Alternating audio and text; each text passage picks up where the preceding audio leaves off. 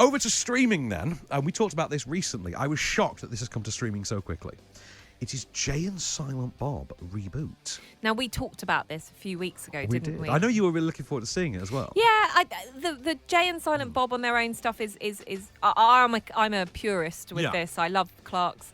I love Mallrats. Clerks. I don't know why I said it like that. Clerks. I love Mallrats, Chasing Amy, Dogma. I kind of worked my way through it, and then I thought Jay and Silent Bob Strike Back didn't really work for me. And yet this is kind of a direct sequel to Jay and Silent Bob Strike Back. But I'll just say, first of all, basically the movie that got made about them in Jay and Silent Bob Strike Back is getting a reboot. That's the plot of this. So they have to go back to Hollywood again on a similar sort of journey and stop the reboot the same way they wanted to stop the movie the first time. And because you mentioned Dogma specifically, yes, and I love Dogma so much, I have specifically dug out this cameo of Matt Damon from Dogma appearing in Jay and Silent Bob reboot with one of my favourite gags of the whole movie. For 20 years now, people ask, what happened to Loki at the end of Dogma? Did he go to hell? Heavens no. Pun intended. But I did almost unmake existence, so as punishment, God, who looks exactly like Alanis Morissette, banished me to life on Earth. Again. But not Wisconsin this time, thank Christ. No. God dropped me in the Mediterranean Sea, where I was rescued by Italian fishermen. I didn't even know who I was anymore. I had total amnesia. So, after the events of Dogma, I guess you could say I was born again. And what you're looking at now is, wait for it, my reborn identity. Oh, pun game, on point. You just got touched by an angel, son. Touched by an angel, son?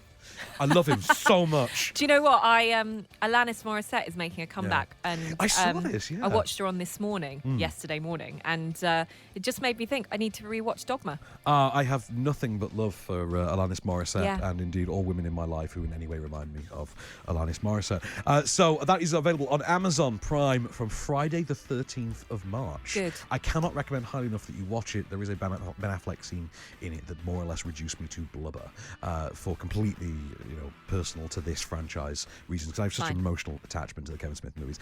Now, our last offering of the week, this is also on streaming. This is going to be on Netflix the same day, Friday the 13th. I think I can hazard a guess as to why it's on there. It is, of course, A Quiet Place. Well, this is useful for me because when is A Quiet Place 2 coming out? Is it next week? I think it is next week. Is it next week? Okay, so when's Friday the 13th? Is it? No, the next week. So I think basically... So it's coming out on the same day? On the same day. So on the same day. This is not useful for me. Not useful for you, but it is useful for people wanting to go to the cinema having seen the first one again. Okay, so the reason why it's not useful for me is because I will obviously see it earlier in the week, the second one, and I haven't seen the first. Yeah, exactly, because you're going to have to review it for us. I'm going to have to review it, yeah. But, I am intrigued to see this. I just wish it came out a week early. I wish it came out this Friday and I'd watch it this weekend. I really like A Quiet Place, which is effectively sort of Signs, isn't it? Sort of Signs, but in a world in which sound attracts the aliens. Have you just spoilt it for me? But no, that I haven't seen literally. This. Oh no, the whole movie is like a silent film. Because when the movie was out, there was this great controversy about people making noises in cinemas because the film is so silent and relies heavily on ASL, on American Sign Language. I don't know why I'm doing that with my hands. I know no sign language. Yeah. We need to get a webcam in here. Van does bizarre things. I'm pretty sure I've just made a rude gesture without meaning to. Written and directed by John Krasinski. Very well received, this movie. Very starring John Krasinski and real-life wife Emily Blunt. He has, I believe, written and is directing the sequel as well, which good directing chops. Really good directing chops.